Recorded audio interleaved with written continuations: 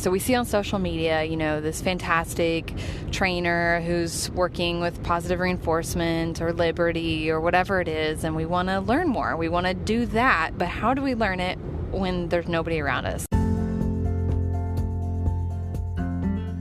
Hey there, welcome to another episode of the Willing Equine podcast. I'll be recording this episode in my car, so the audio may not be super clear, and sometimes I have my kids with me, so if you hear a little bit from them, I apologize, but hopefully you can still enjoy the podcast. I'd love to hear from you after you listen to the podcast, so feel free to comment on any of my social media platforms or email me or even send me an Anchor voice message. This week, I want to talk about something that I get asked a lot, which is how do I become a positive reinforcement-based trainer? How do I learn more about training with positive reinforcement? How do I improve my skills, learn more, do more when there are no trainers near me that train this way? I think traditionally, growing up, a lot of times trainers or potential trainers or people that want to train or people that want to learn how to train their own horses learn through observing and working with another trainer that they respect and that they like how they work. Or it's just whoever you grew up working with. So that happened for me as well. I trained with different hunter jumper trainers, and the ones that I really enjoyed working with and I found had really great success with horses, I spent more time learning from, and I went to clinics and eventually just was working under that trainer. So I would, exercise horses for her. I would I'd help her start green horses, baby horses. I would, not babies, but you know what I mean? Not quite working under not made, finished, whatever, all those terms that we like to use. That I find myself not really using much anymore, but that's a whole nother podcast. So I think it can be confusing and frustrating and seem limiting when we want to learn more and we look around and there are no trainers in our area that train this way. So we see on social media, this fantastic trainer who's working with positive reinforcement or Liberty or whatever it is, and we want to learn more. We want to do that, but how do we learn it when there's nobody around us? And it's one thing also to learn just to work with your own horse. How do we learn how to work with other horses? How do we learn how to become a professional in this area? How do we become certified? How do we become educated enough to be able to teach other people and to qualify as a professional horse trainer with positive reinforcement? So there's not, I'm going to, spoiler alert, there's not an easy answer to this, but there are a lot of options. You have so many options out there, so many options actually, and this is the way I'm kind of going to walk you through how I've done it myself, so that you can get a better idea of how to become more qualified and more confident in your training. Spoiler alert though, again, with animals, with training horses, with training any animal, especially when you are an individual that seeks learning, seeks how to improve oneself, how to always be better, always looking for more, always doing better, and wants to know more and wants to read the research out there that wants to improve our skill set, all of that. If you're one of those people like I am, you will never feel qualified. You just won't. There will be times where you're like, okay, I've got this. I've got this. It's all good. I'm a pro, like whatever that means. I'm a pro. And you will feel like you can charge people for your time and all of that and your expertise. But then there's going to be the majority of the time where you just are like, why is anybody paying me? Why is anybody paying me? How can I even call myself a horse trainer? How am I qualified to do this? There's so much out there still to learn. Sometimes I have bad days. I'm sloppy. I make mistakes. I don't possibly know everything out there. There are so many trainers out there that are way, way, way better than I am. How can I possibly even put myself in the same category as these other amazing trainers? That will happen, and it's a syndrome. There's actually a syndrome. It's called imposter syndrome, and it's something you should look into, and be aware of the fact that it exists and it's a real thing, because when you're confronted with these feelings, you need to, be aware of the fact that this is reality for most professionals, that this is something that we struggle with, that even the best of the best, the top of the food chain, I've heard them from their own mouths say that they do not feel qualified sometimes. So this is not unique to you. Also, on top of that, I think there's this point, and I'm trying to remember the name of the syndrome. I think it's called the Dunning-Kruger effect. I think that's the one I'm thinking of. But anyway, where you think you know everything and you think you've got this and you're qualified and you've got it. You've got the certifications. You've trained all these horses. You're a pro. You can now start training everybody, and you know what's up. You know what's up, and so you're kind of very secure in yourself. And then you realize, you get to this point where you're like, okay, I actually don't know as much as I thought I did, and there's a whole nother world out there. And then you get all the way to the bottom where you're like, I have no idea what I'm doing. I don't know what I'm doing. And anyway, the idea is that the less you know, the more you think you know, and then the more you know, the less you think you know. So that's kind of, it flips on you. So it's crazy. The whole idea, it's a mind twist. It's very frustrating to experience. But my point in bringing this all up is that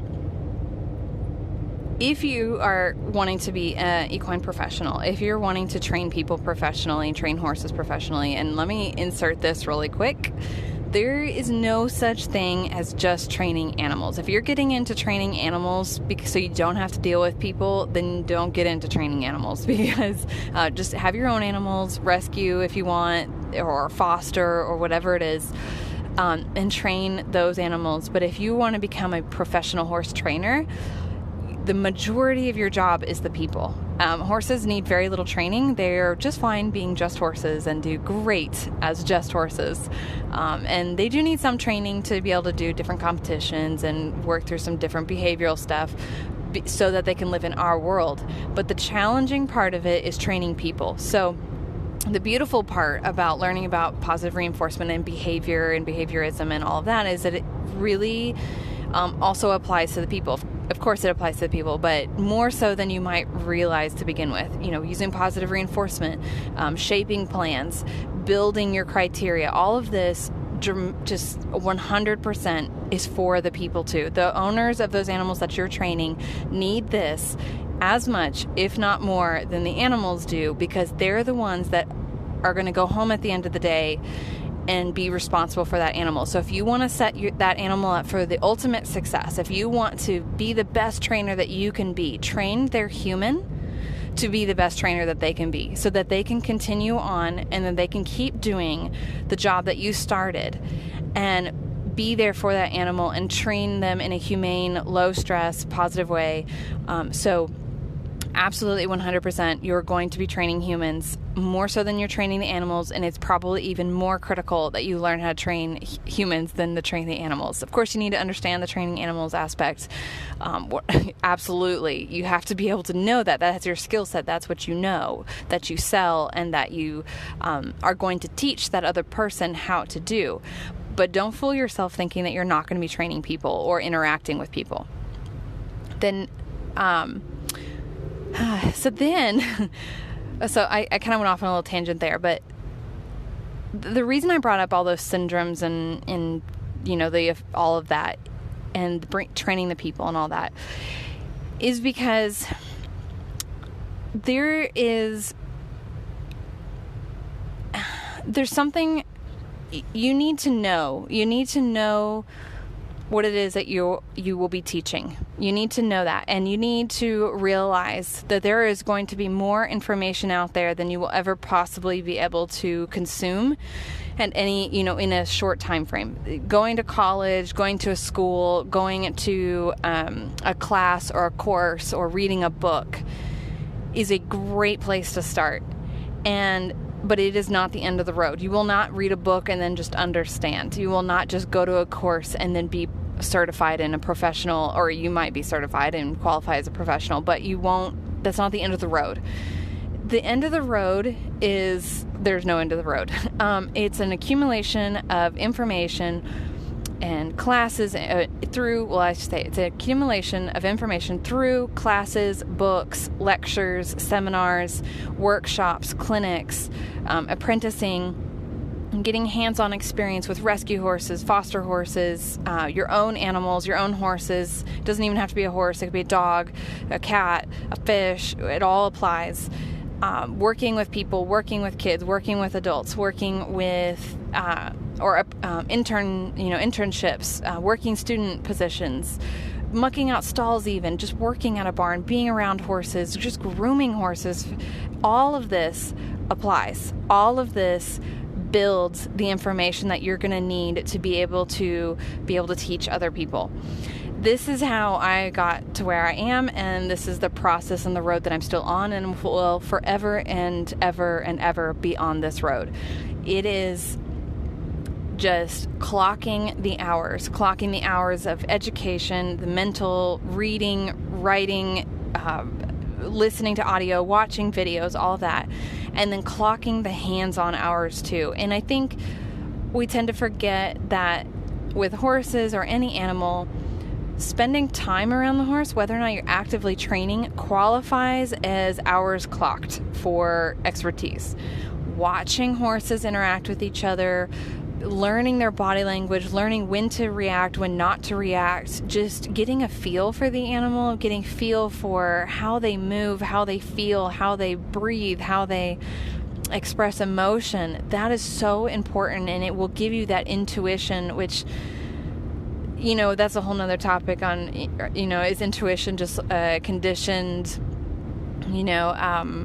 behavior? So something that we just build over time. I could say, a lot of people would say, or I could say that I'm very intuitive when I'm working around horses, and possibly, but I honestly feel like that was a skill that I've gained and earned over the years. I was not born understanding horses. I was not born being intuitive to their emotions. In fact, if you watch videos from me working with horses when I was 10 years old, you would just look at it, be like, all right, yeah, I know that she has no idea what she's doing. She's not reading the body language. She has no horse reading skills. She's not intuitive to their movement and what they need and what they feel. Like, that's just not something I just knew right off the bat.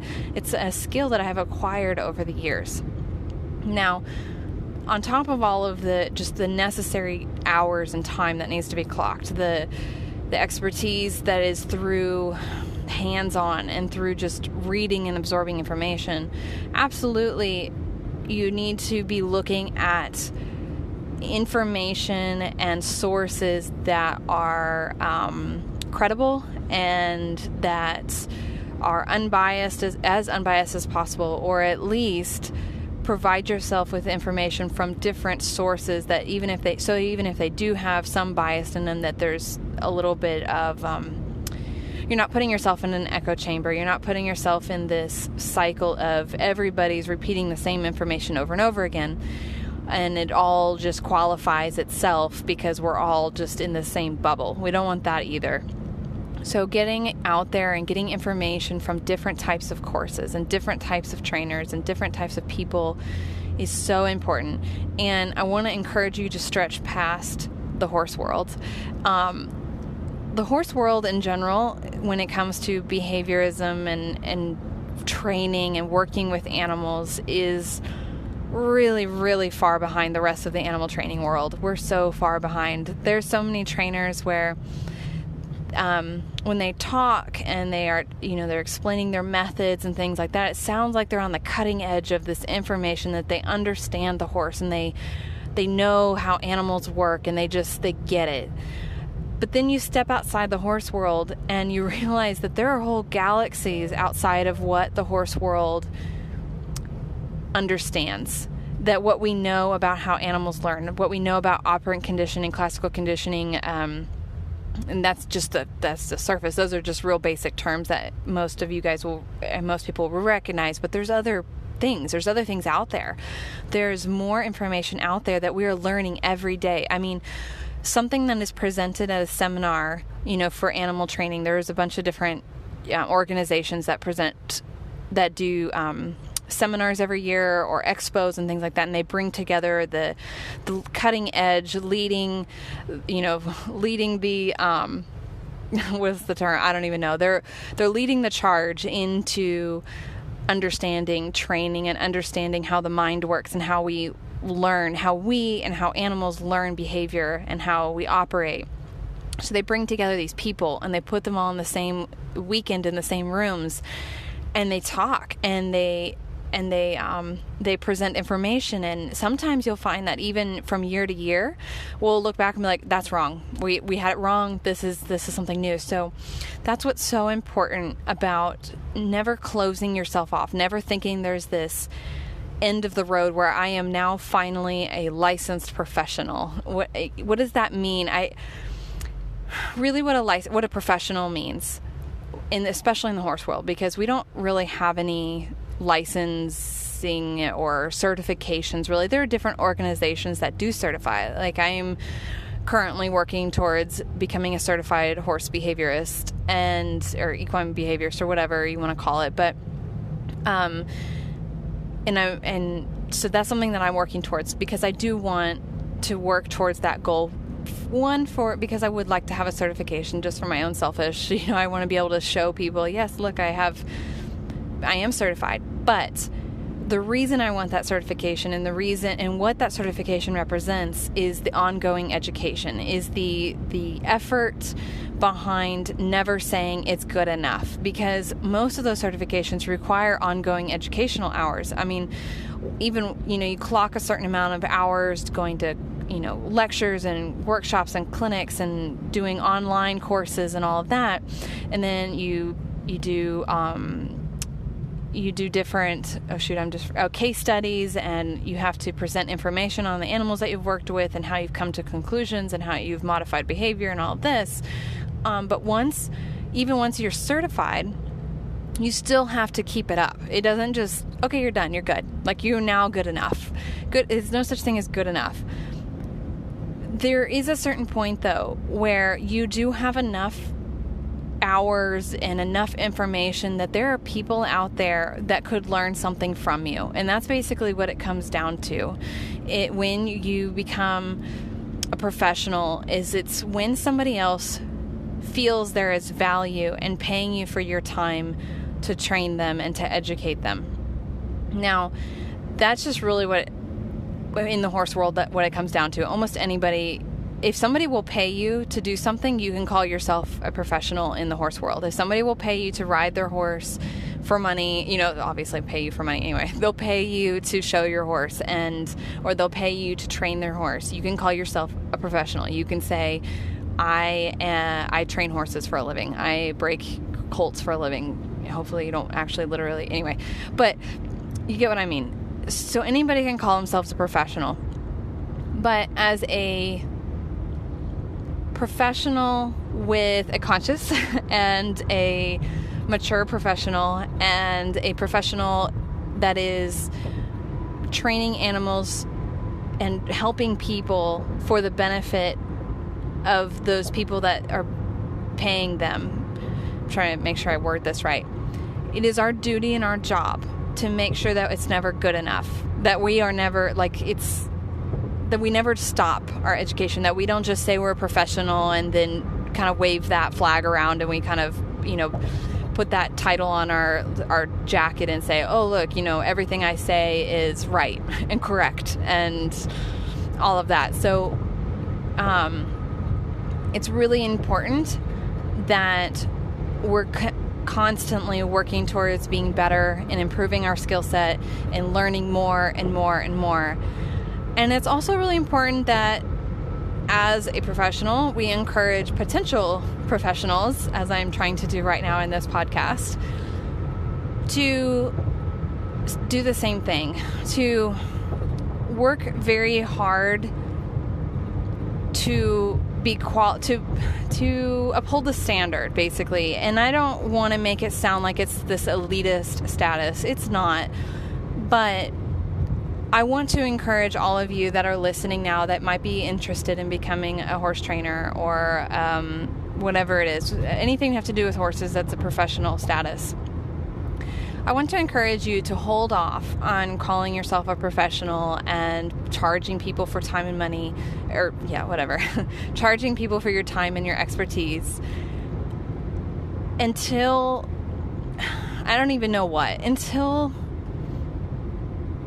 I think the best way to go about it would be to look at your peers and to contact your peers and to contact other professionals, maybe even a professional that you're working under or working with. It could be even online. You could work through with another trainer online as one of their students. Look to them for advice. Let them know that this is something that you're working towards and is something that you really want for yourself, and they should be more than happy to help you get to that point. They should not feel that you're being competitive with them or that you're a threat to them. There is so much room out there for ethical horse training, for horse trainers that understand behavior and working with the humane hierarchy and anyway, all of that it shouldn't be threatening to them, especially if they feel secure and confident in their own skill set. And they should be more than happy to refer you to different courses that you might want to take and help you along in your education, and then to kind of let you know when it's time for you to start working with another horse. And really one of the best ways to start doing this is to volunteer at a rescue. Rescues are desperate for training, for horses to get training, for volunteers to come in and help them work with their horses, so retrain certain behaviors, or in general just start horses from the beginning. And this is a great place to start. It's a great place to get the experience, the hands-on, and to start getting your name out there too, because potential adopters, they might want to continue working with you. And even other volunteers. It's just a great place to start. It's an excellent way to get your foot in the door and to start spreading your name around. And this applies for dog trainers too, working at kennels and rescues and all of that. And working as a working student, doing internships, apprenticeships with other trainers. You might have to travel, you might have to save up to be able to do it, but it's a great place to start. Working long distance with a coach is also a possibility. I have quite a few students that work long distance with me that I know have excellent potential to be trainers in the future, and I'm fairly confident at least two of them that is their goal. Actually, I know at least one, but I think two of them, that's their goal, to become trainers. And so even though we don't live close by, actually we live across the country with one of them, we work all the time together. We do online coaching. I help her out. It's just, there are possibilities out there. Just because you don't live next door to a trainer, and even if you're not trying to be professional, you just want to learn how to train your own horse, there are coaches all over the world that do online and long distance training. There's courses, there's video coaching, there's consultations. With technology, the possibilities are limitless. And there are also, like I've mentioned multiple times, there are conferences and expos and clinics and everything. So yes, there are not trainers right down the road right now from you, and that's okay, because you're going to be that trainer. If you want to be the professional, if you want to be a horse trainer and a professional, this is actually a really great opportunity for you. You have an opening, you have a spot to start your work in. No competition. So it's a great place to start. You just need to clock those hours. You need to get that experience. You need to work with other qualified professionals. You need to work with professionals that are constantly improving their education, that are constantly gaining more hands-on experience, that are going to those conferences, that are going to those expos, that are going to lectures and seminars and getting certified and all of that. That's who you want to be learning from, so that you can do the exact same thing and say that you've also learned from that person. And also you can learn, you don't necessarily have to agree with everything they say, and that's okay. Like, there's going to be differences that I have from some of my peers or some of the trainers that I learned from. 100% okay. You don't have to, worship the ground they walk on. You just have to learn from them and learn from their mistakes and learn from the things they do well and improve on it. And that's how you start getting your name out there. And that's how you do it bigger and better, or just as good as. This really comes down to just wanting that for yourself.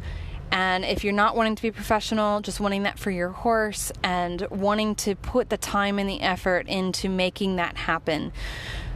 Yes, like I mentioned, there's not a certification course. There's not a college course for becoming a horse trainer. Actually, there might be, but there are not that I know of for training with positive reinforcement. That's not something that's happened yet. And even if there is, actually, I'm pretty sure, off the top of my head, I'm thinking of one. There is one course where the lady has set up that is intended to teach potential professionals, and that's fantastic, and it's happening, it's coming. But even though there are these certifications, and you can go through that course, and that would be a fantastic thing to do. I'm not discouraging that at all. Please do that. Don't stop there. Don't stop there. Keep going. Keep going. Keep going to different lectures and learning from different people. Learn from multiple coaches and trainers. I will say, as a trainer myself, speaking as if you're one of my students, you don't want to sign up to take lessons from multiple trainers at the same time, just because with the same animal, just because it can be very confusing for the animal and for yourself as well, unless you plan on only doing hands-on work with one of the coaches and are just signing up for like online educational material from another one. But try and stick with, if there's a training protocol or a shaping plan or a training methodology basically that you're going to follow and you want to help this or work with this animal through, try and stick with just that, at least for a certain amount of time until you decide whether or not you want to continue with it. Just don't mix and match. This is actually one problem that I have with going to clinics, is that there's a lot of mixing and matching that can happen, and sometimes it works really well. But a lot of times I think it ends up confusing people more than it helps. I really think that auditing clinics is underrated. I like to really audit clinics and learn from them by watching and listening and watching them work, and then take home the pieces that I would like to use with my own animals. And I really only attend clinics with clinicians that I plan on training with and sticking with that method, or I have been training with, and then the trainer happens to come to my area. So it really depends. That's not a hard, fast rule, and I'm not saying don't ever go to clinics with your animals. Please don't take it that way. Just be careful. I have in the past gotten into the mistake of taking a horse to this clinician, then that clinician, then this clinician, and oh my goodness, the poor thing was I didn't know what to do. I was just mixing and matching, and the horse didn't know what to do, and it was just a disaster. I was just so desperate for help. I was just going to anybody and everybody. I would have been much better off finding a trainer that I really liked and watched his or her work and really learned from, and I was like, okay, I want to work with that person, and then done long distance coaching with them and gone to every clinic that I could. So that's something that I highly encourage. But hopefully this podcast was really helpful in as far as, the people that ask me, how do I learn more about training with positive reinforcement? How do I become a professional training with positive reinforcement? Really quick here at the end, I'm going to mention that on my website I have a resources page that has a lot of books and websites and links and videos that I recommend, articles and such, for people interested in learning more about training with positive reinforcement and doing some of the things I've mentioned in this podcast. And I think if you're interested in learning about some of the conferences and lectures and all of that I've mentioned in this podcast, because you're interested in attending or just finding out more, feel free to email me. It's info@thewillingequine.com, or you can find it on my website. You can contact me through my website, and I will be happy to send you a list of some of the different things that I personally attend or I am planning to attend in the near future. A lot of times they are a little bit more pricey, so you have to save up for them, but they're well worth it. I know they are, and there are quite a few that I have have been out of my price range up until recently that I am determined to get to this year and next year. So, but I'm happy to share that information with you. And also, as mentioned, there are tons of trainers out there that do online coaching.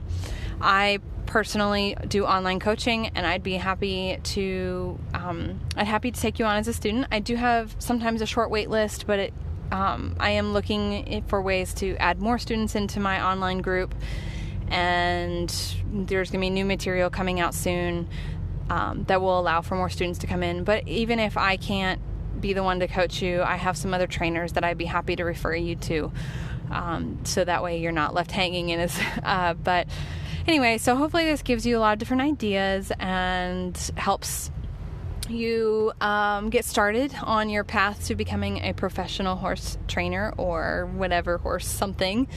Or it just helps you get an idea of how to improve your education and your hands-on experience as far as just working with your own personal animals.